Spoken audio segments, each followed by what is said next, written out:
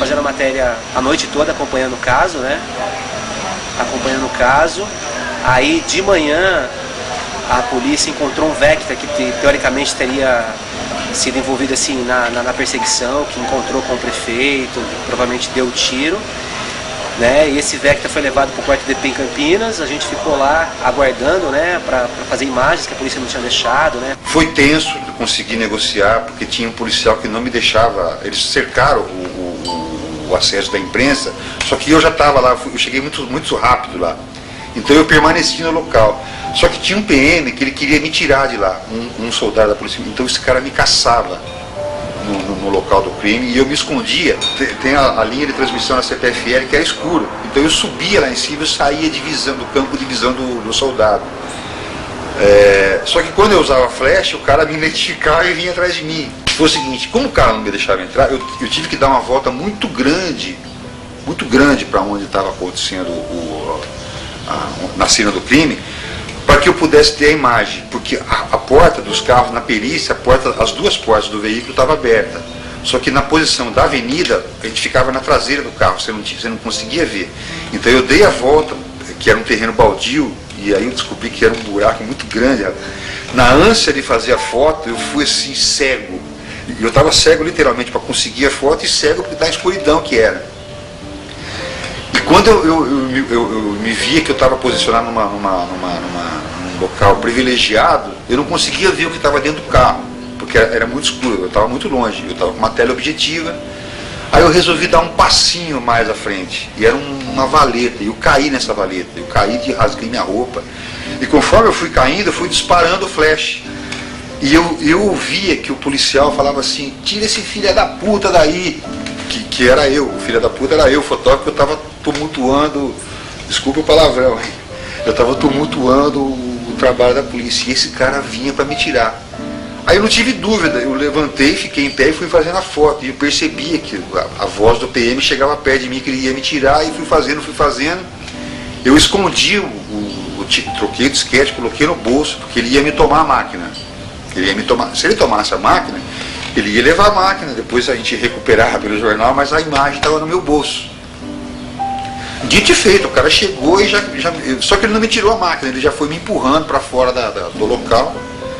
Eu tive muito pouco tempo para fazer as imagens, que é a foto do Toninho dentro do veículo, que não aparece ele, aparece a perna dele com sangue. Eu acho que a cobertura local estava super interessante, assim, estava bem, né, estava bem feita, estava tendo uma cobertura importante, a mídia nacional estava se deslocando.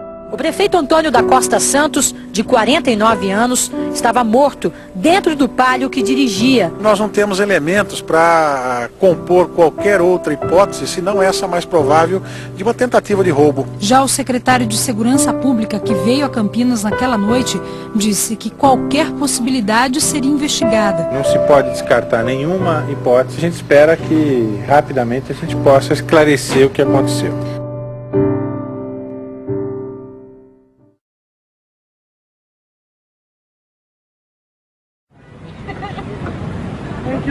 What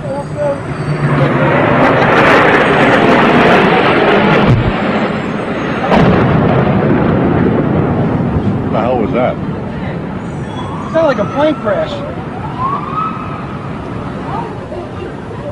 That was the reaction on the part of... Yo, close to you! Come to us, come to us! Come to us! Come to us! Hey, Beth, what is that? Somebody hit the World Trade Center or the... It's a trade center. The World Trade Center. There's a fire on the upper floors. It was just an explosion. Eram 8 horas e 45 minutos da manhã em Nova York, 9h45 em Brasília. Um avião americano de passageiros batia em cheio numa das torres do World Trade Center. Um acidente tão inimaginável que imediatamente chamou a atenção de todo o planeta. Mas não era acidente. Para a perplexidade do mundo inteiro, foram se registrando acontecimentos que nenhum roteirista de Hollywood imaginou. E era tudo real. Estava começando o maior atentado terrorista de todos os tempos. Quando existe um fato como o 11 de setembro, que acontece na parte da manhã, vai-se cortando a programação para tentar se chegar a um marco de horário que não afete a programação da tarde, por exemplo, ou a programação da noite, quando esse fato acontece na parte da manhã. 11 de setembro, nos Estados Unidos.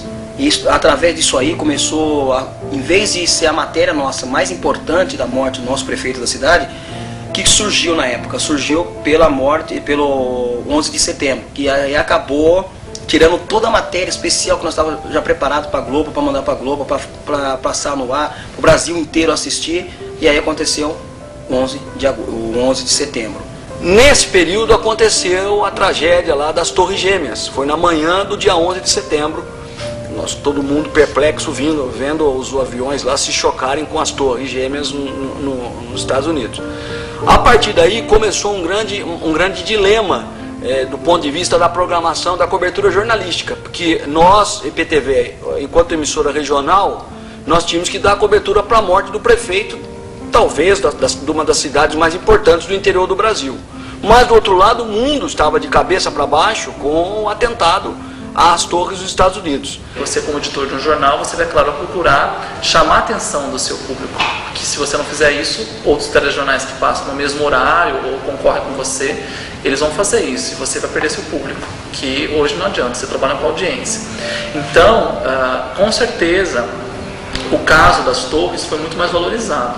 Se eu fosse editor-chefe de um jornal, nessa época, de um telejornal, com certeza eu daria valor mais para...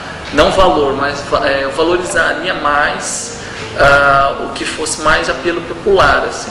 E no caso, as pessoas estavam mais chocadas, não com o prefeito morto, que também é uma barbaridade, mas chocadas pelas pessoas estarem dentro de um prédio, estarem se jogando lá de cima.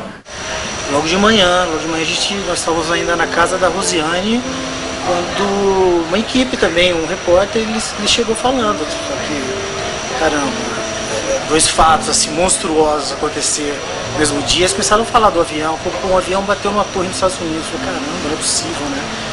Aí, na sequência, o outro avião bateu. Aí ele falou, cara, tá acontecendo um negócio monstruoso nos Estados Unidos. Dois aviões se chocaram com duas torres dos Estados Unidos. Tá uma repercussão na televisão. E eu acho que é verdade. Aí foi o que ele falou, apagou totalmente o fato que aconteceu com o Toninho, né? Então a história toda se voltou para as Torres Gêmeas dos Estados Unidos, e o caso do Toninho não deram aquela atenção, né, devida para o caso. Acho que toda vez que tem uma coisa, um desastre, por exemplo, a tendência é ele sempre passar por cima de alguma coisa, de alguma outra coisa, né? Então a mídia ela trabalha muito com o momento, né? Com o que está acontecendo no momento. Eu acho que isso também é parte, né, do trabalho da mídia. E aí eu lembro que eu estava ao lado de um repórter policial daqui de Campinas, da Roberto, que ele é do Correio Popular. Eu lembro que ele estava com o radinho e aí ele ficava assim, né? E a gente assim, tão assim, interessado no assunto, tentando descobrir, tentando pegar um furo assim sobre o que ia acontecer com o caso do Toninho. Aí eu lembrava que ele ficava falando assim, poxa, caiu um avião. Aí passava um tempo, nossa, caiu outro avião. Eu falei, meu, o que você está falando de avião? O que está acontecendo? E aí eu falei, poxa, né? Só quando eu cheguei na TV que eu vi lá os aviões lá no World Trade Center, que eu fui ver que, puxa vida, né? Foi aí que, infelizmente, né, o caso ficou um pouco apagado, né, porque assim, todo mundo estava envolvido no caso, né, infelizmente, tanto assim que tinha âncoras da Rede Globo que estavam em Campinas para fazer o jornal daqui, o jornal todo ia ser ancorado daqui, aí aconteceu esse fato, o jornal não foi mais daqui, então assim, acabou não dando o peso que merecia.